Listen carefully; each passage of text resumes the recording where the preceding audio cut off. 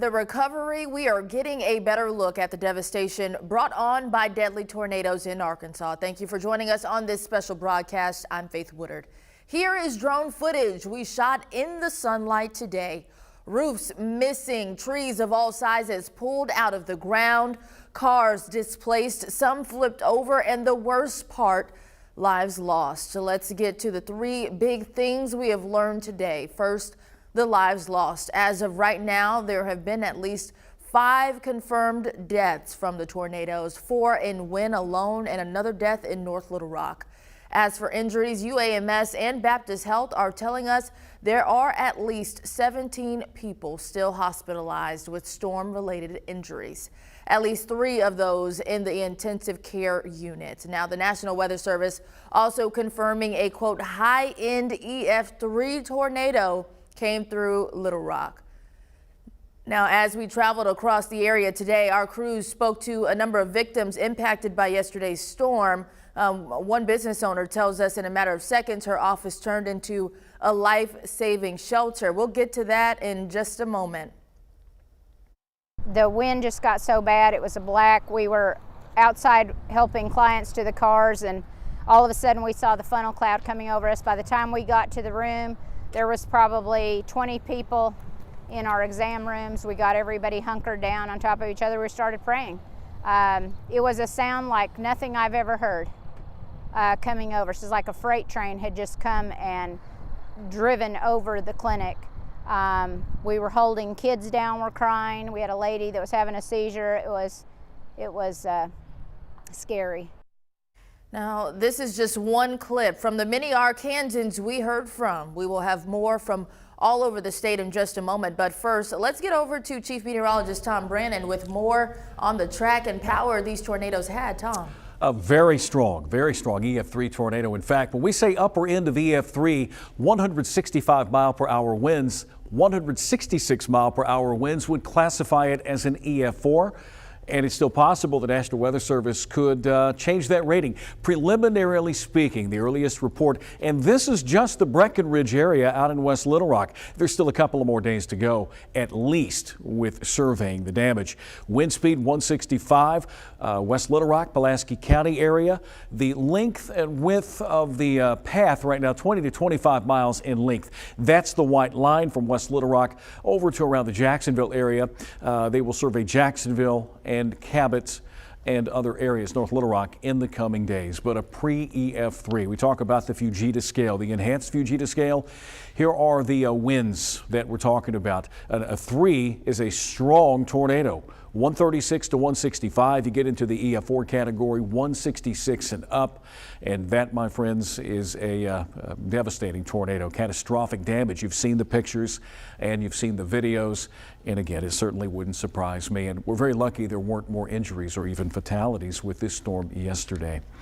We do get a chance to calm things down a bit today. It was a beautiful day. Temperatures right now are in the 60s and 70s with near 80-degree readings down in Camden, Texarkana, even El Dorado.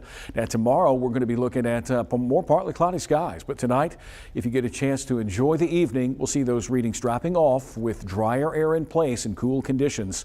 We'll fall back to near 60 by 8, 9 o'clock tonight. We'll take a look ahead. We do have another round of potentially strong to severe weather in Arkansas by Tuesday, and I'll cover that in just a few moments. Faith.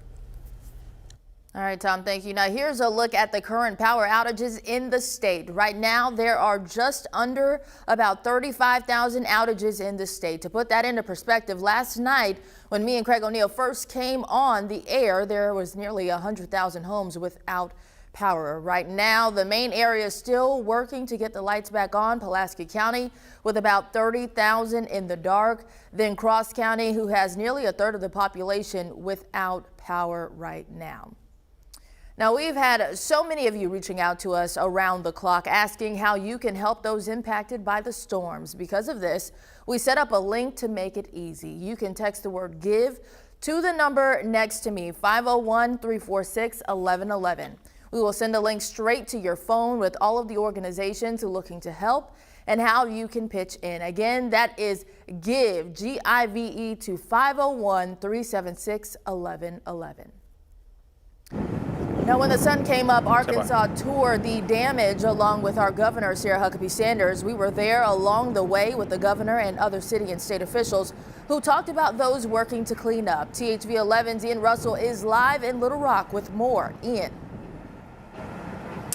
Hey, good evening, Faith. Well, yeah, the governor toured a couple different spots today, and it didn't really matter where she looked. A lot of the places looked just like this one. This is Little Rock Fire Department's Fire Station number 9 here in West Little Rock, and I just want to, Danny, let's zoom in. I'll show you this.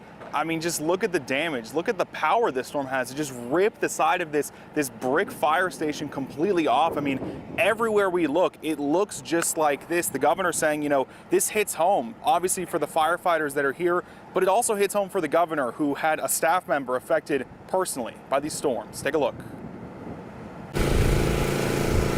As the sun rose on the aftermath, images straight out of a movie are now reality. What we deem to be at least 2,100 residents within the western portions of Little Rock and southwestern portion of Little Rock were impacted. And as residents toured the damage, so too did some of Central Arkansas's elected officials, including Governor Sarah Huckabee Sanders. This group represents all of Central Arkansas and Little Rock, this area that was hit so hard, and very thankful for their willingness and the cooperation that we've had. Her morning started at Little Rock Fire Station 9, heavily damaged in the storm. Despite the fact that they had a tornado literally coming through their station, we're worried about the community.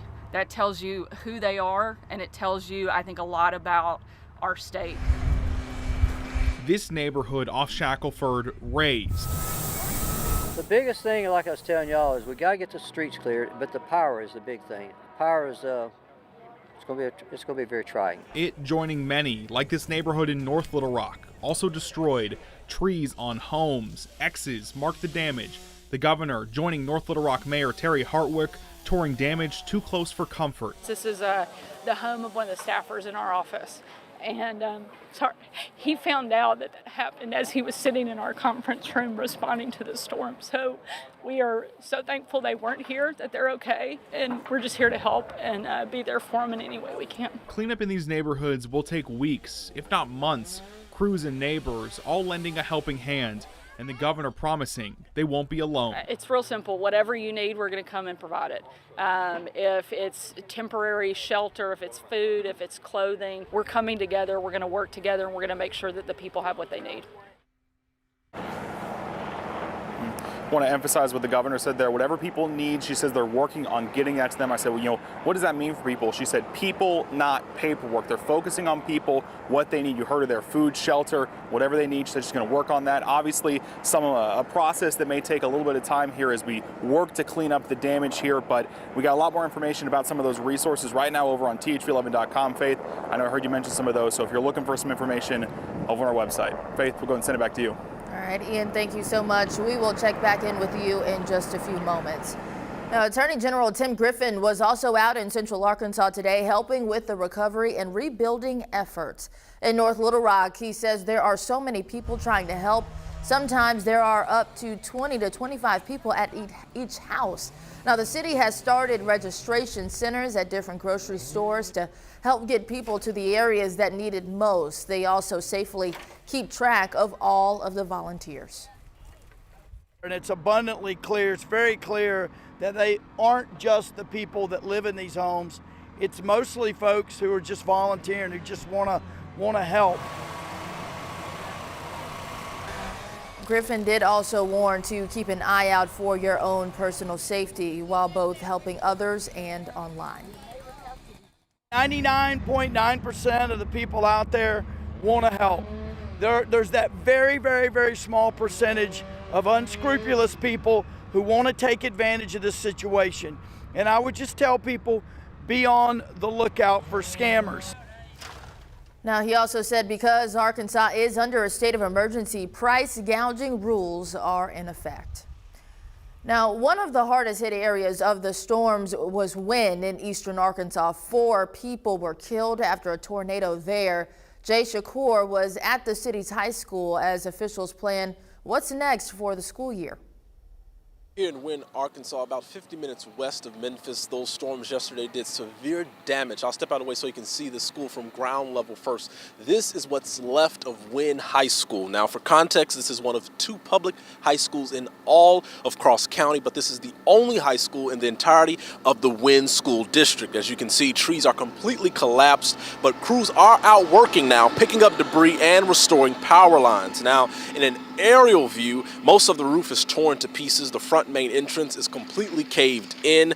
The big question now from staffers who drove by surveying the school's damage is what's next for students. Will they go online, or will they have another building available, another facility available to accommodate these students? This town of Winn has a population of about 8,300 people, multiple injuries and multiple deaths so far.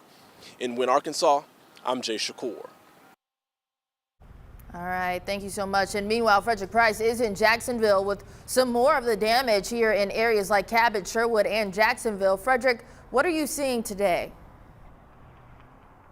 Yeah, Faith, good evening to you. We're at the intersection of Main and Oak Street here in Jacksonville, and really it has just been a cleanup process. 24 hours later, we're still seeing a lot of that extensive damage that was caused from those storms. If you can take a look behind me, there's a towing and recovery company over here, and they're trying to patch up the roof and trying to get things back together. We also have seen really just a community effort from people here trying to put tarps on their roofs and patch up those windows that may have been impacted by flying debris from the storm. But this house over here that we're looking at right now, I mean, you can see the interior of the home and the trees that are just on the side of the road. I will say here on Oak Street here in Jacksonville, it is passable. 24 hours ago, of course, you know, a lot of cars could not get through here just because they were blocked because of the trees, but law enforcement officials have been able to open some of the roads, and they've been able to clear some of these roads so that people can pass by.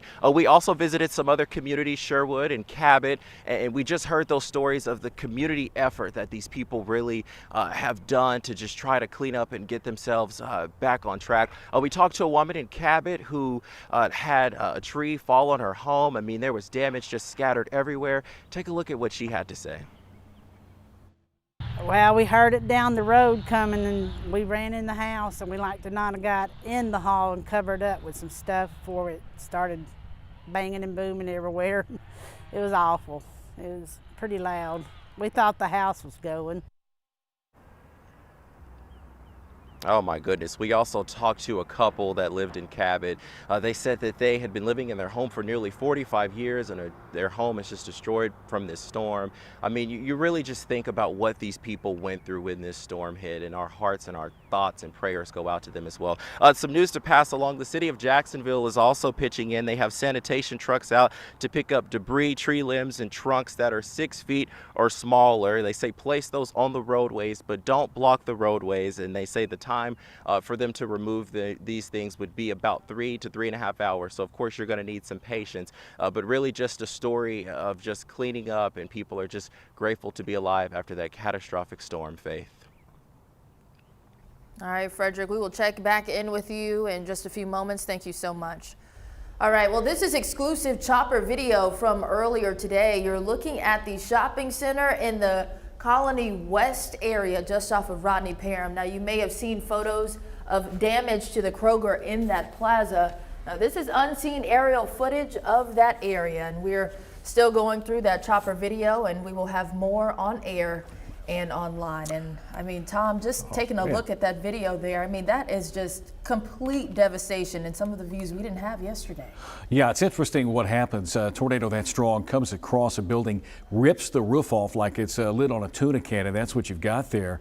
Some of the, say the strongest or the heaviest damage, worst damage in that area in your Breckenridge over to Old Forge. I know that earlier today they were asking for folks that had chainsaws and fuel to come on out to the Old Forge area to help clear an area that was predominantly an area with some older folks, some elderly, some senior citizens. So the cleanup is going to last for quite a while, and just amazing video we're getting from folks. I mean, it's just shocking to see, and I mean, we're still getting some of the preliminary reports, and I guess High EF3? High EF3, the highest part of the EF3 based on wind speed 165 mile per hour, estimated winds at 166, it becomes an EF4. Oh my goodness. So it's still possible, and that would put it as more than likely the strongest tornado to affect the downtown Little Rock area, but EF3 is still strong enough. And you know, our hearts are out there for you folks. I know you've been through this before, this time on the western side of town. And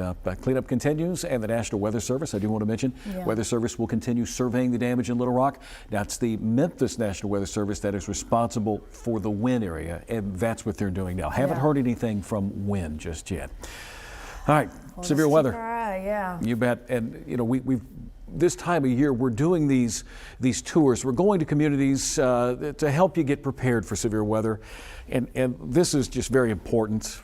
If you don't have a NOAA weather radio handy, this would be a great event for you to come to because we have them. We'll be selling them, not us, but Batteries Plus will be selling them, the National Weather Service, and we've got folks that will help you program those NOAA weather radios. We're going to be in Pine Bluff Monday from 9:30 to 11:30. I'll be out there. Scott Covert will be there to meet you and to talk to you and to help get you prepared for the next round that's coming up Tuesday. Then Monday, April 10th, we'll be in Conway.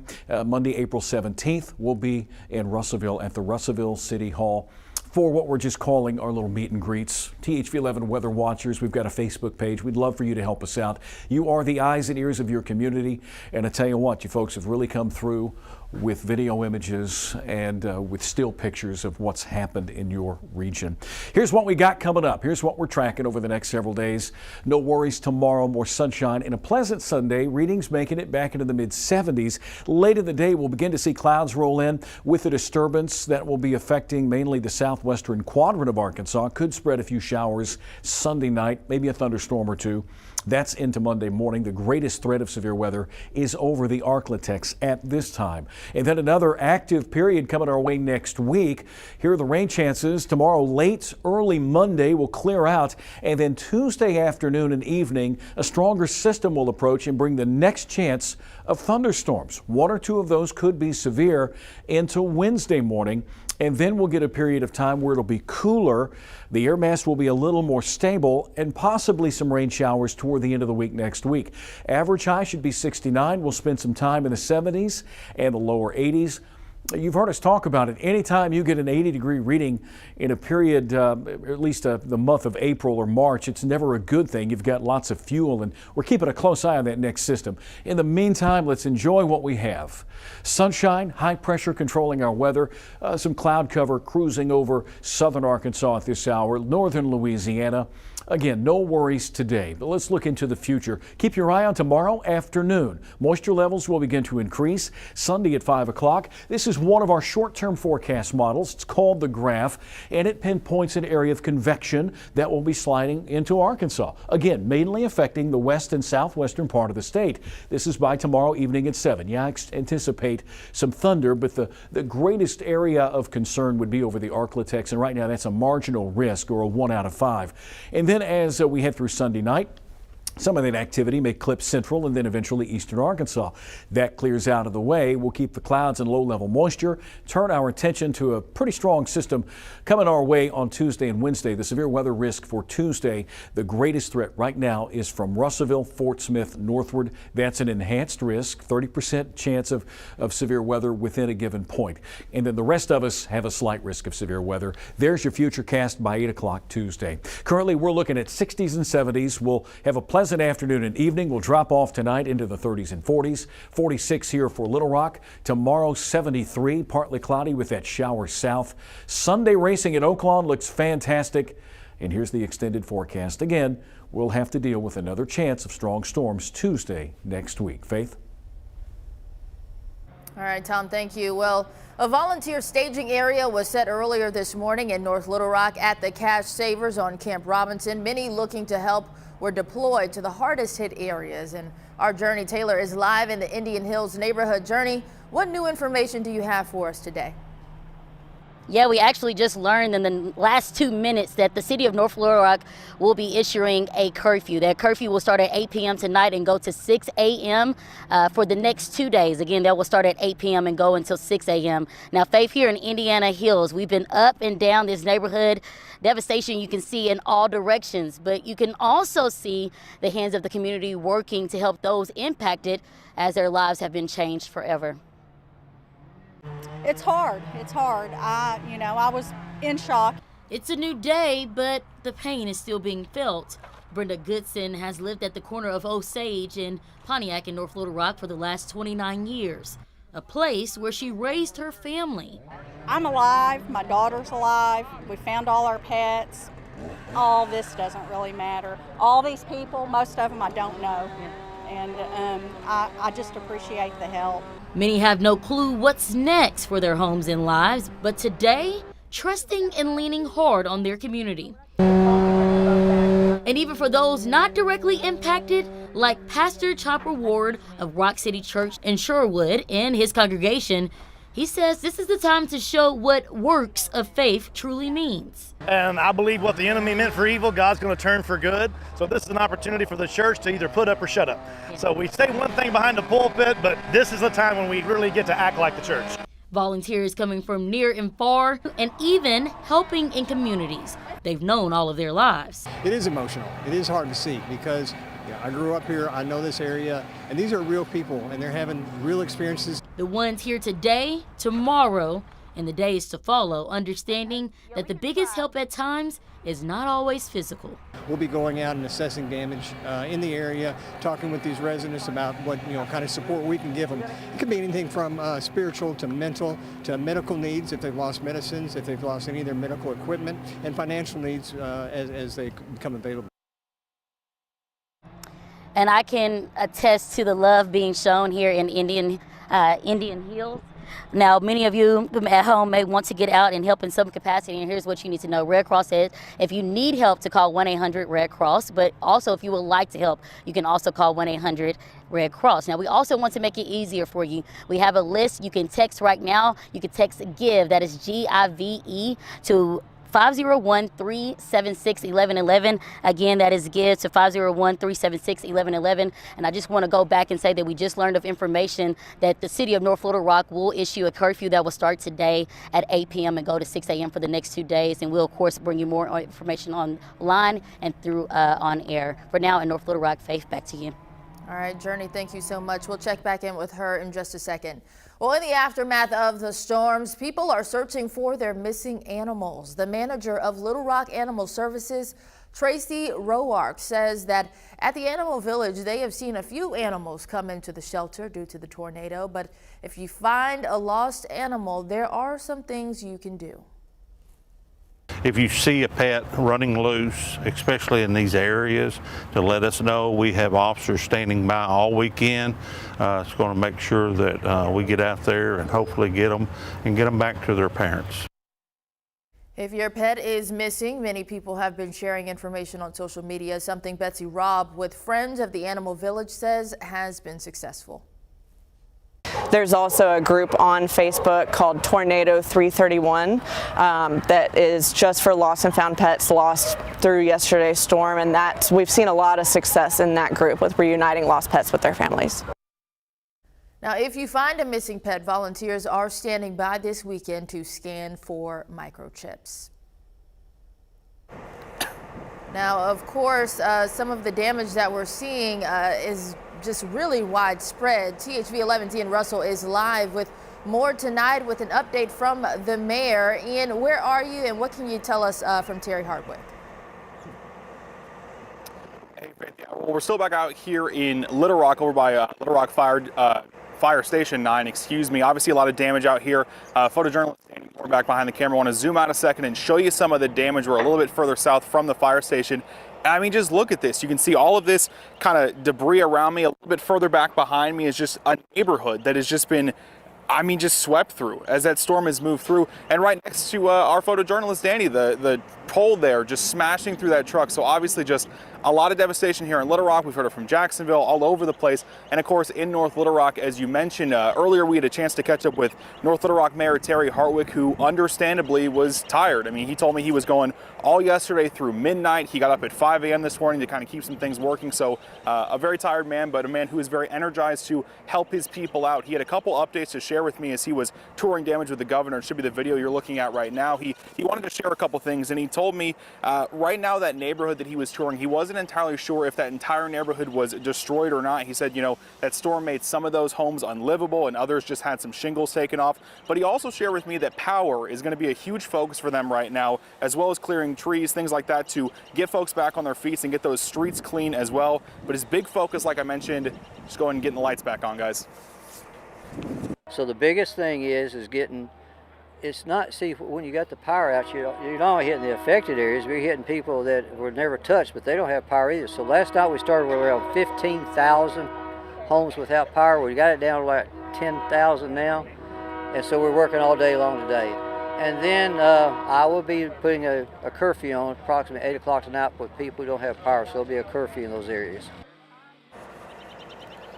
All right, it's a big thing there. That curfew goes into effect tonight. You heard Journey mention it and the mayor just there. If you don't have power, curfew is in place starting at 8. And as far as getting things back on, I can tell you when we were out there earlier this afternoon, there was a lot of trucks, a lot of power trucks, a lot of tree trimming, a lot of neighbors, a lot of people just out helping each other. And obviously, when you look at devastation like this, that's what we need. We need people helping, whether it's in North Little Rock or here in Little Rock, Jacksonville, Winn, wherever it is. But I want to send things back out over to Frederick Price out in Jacksonville. And Frederick, you got a little bit more for us, is that right? Hey Ian, yeah, when you talk about the community just really coming together and helping, it's really evident here. I'm in Jacksonville, as you just mentioned, on Oak and Main Street, and behind me you can see a lot of the catastrophic damage that happened yesterday. But just a few moments ago, I talked with a food truck owner who stopped us to kind of tell us what she was doing to help the community. She said she handed out about 30 to 40 hot dogs and rib plates for people who needed them, and that really just shows how people have really just come together in these tough times. I mean, you really just have to be together in these times and to find a way to just get through this. I can say yesterday when we talked to you, we were trying to bring you the latest information, those live interviews and video. Today is more of a recovery effort. We visited Jacksonville, Cabot, Sherwood, and we saw tarps on roofs and windows that perhaps were busted out because of the debris that was in the storm. They were patched up. And that's really just been the story, is just cleaning up. We talked to a church member from a church, if I'm not mistaken, it was in Jacksonville, and he, as a community, went to get materials for people who needed them, water and things like that. And hear what he had to say. So we're just handing out supplies, tarps, water bottles, cleaning supplies, things to help people get through the next several days. Anybody that's been affected by the tornadoes can come by until we run out of food. We've sent people door to door, as well as have a command post here. So we're just trying to get as much in food and things out to the communities we can.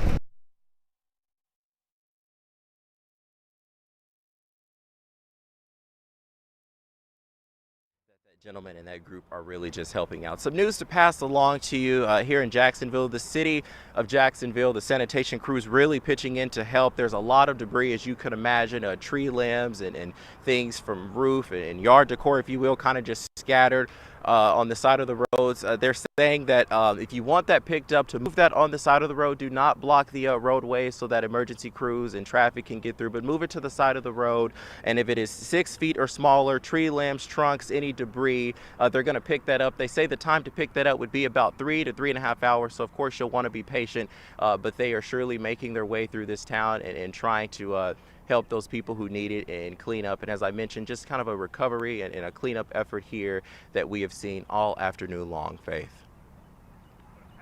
All right, thank you, Frederick, for keeping us updated. Now, we told you earlier about Governor Sarah Huckabee Sanders making her way through central Arkansas, surveying the damage, and starting in the morning at a fire station number 9 in Little Rock. She made her way to the Purple Cow restaurant on Cantrell and neighborhoods in North Little Rock, then headed to Sherwood and Jacksonville. Now, at these stops, she talked about the help on the way that the state so desperately needs. I've had the opportunity over the last couple of hours to speak with both the Homeland Security Secretary as well as President Biden, who have offered a tremendous amount of support. Anything that Arkansas needs, they have assured us that those resources will be here and on the ground, and we really appreciate their willingness to help Arkansas out from a city, a county, a state, and a federal perspective. I would say that everyone is working in total lockstep, and we're going to do everything we can to make sure the people of our state are back on their feet again. Mayor Frank Scott Jr. also had the opportunity to talk to President Biden about the federal support on the way. Now, yesterday's storms threatened Hot Springs and Oaklawn on the eve of the biggest day of the year. And while the tornado missed the Spa City, it is still affecting the thousands that are here for the Arkansas Derby. THV11's Rolly Hoyt is there ahead of the big race. Well, usually at a big day like this, the question everybody asks in the crowd is, who do you like? But after the weather events of yesterday, the big crowd among these thousands of Arkansans, how'd you come through the storm? The heaviness of Friday's weather weighing on a lot of minds, including the owners of the track. And that's part of the reason that track president Louis Sella announced mid-card that Oaklawn would be donating $25,000 to relief efforts in the Arkansas Red Cross. We have to put on a show, but our heart is with everyone in Little Rock, and our heart is with everyone in Winn and the parts in between where those tornadoes struck. But in addition to the heaviness, there's also a sense of levity here. Thousands of people looking for a chance to let off some steam and party. That's something that Hall of Fame trainer Dwayne Lucas, who's seen several of big race days like this, picked up as he went through the car. I just said earlier, I think that this crowd is bigger today than probably Santa Anita and Belmont combined. That's how much these people love the game. So as we watch this right now, we are a few minutes away from the Fantasy Stakes, one of the big races for female horses. And of course, the big one on the card, $1.25 million Arkansas Derby, where the owners and connections come out of that race running from a storm and hope to storm into Louisville for the Kentucky Derby in 5 weeks. In Hot Springs, Rolly Hoyt, THV11 News. All right, Rolly, thank you. Oaklawn hasn't announced today's attendance just yet, but it's expected to be between 50 and 60,000. And before we go, one last check of the power outages we are still seeing across the state. As we take a look, it looks about 34,000 people still without power. Again, when we first looked yesterday, it looked like about 90,000 people were without power. So it looks like progress is being made. A lot of those still in Pulaski County, but we will for sure keep you updated as we get more numbers. And once again, if you are looking for ways to help, we have a list on THV11.com with every organization that is looking to help with the recovery. Just text the word GIVE to 501-376-1111 and we'll send a link to those sources right to your phone. And Tom, we just have had an incredible day yesterday, an incredible day today. We're watching those recovery efforts, but we are. I mean, how do we just move forward? I mean, I'm hoping no additional bad weather is on the way. What can people expect? You know, I'm hoping so too. I'll just be flat honest with you folks. I don't like this kind of weather. I don't like it because I know how it impacts and affects you. And the best you can do is to be prepared. We've just really begun severe weather season here in Arkansas, but it's been active all the way back since November, where we've had severe weather, it seems, once a week, or at least a chance of it for a while now. Yeah, and I'm always the person that says I love, you know, the hot weather, but with hot weather comes severe weather, and it's not what we like. With warmer than average temperatures. Now, if we can, gentlemen, we'll take a look at your 7-day forecast. Tomorrow, sunshine 73, a little shower chance late in the day south. And then Monday, Tuesday, it's going to hit the 80s, and we'll have a chance of a strong storm Tuesday evening and early Wednesday. And then maybe things will quieten down a little bit heading toward the end of the week. I think we're going to see clouds and maybe even a few more shower chances from Thursday through Saturday. All right, Tom, we will keep our eye on that. And as we say goodbye, we want to take one more look from exclusive chopper video taken earlier today. Again, that just showing the Kroger and some of the devastation. Looks like a lot of apartments were damaged out there, but we will have much more tonight at 10 or when the basketball game's in. You'll definitely want to stick with us as we provide more news and weather coverage.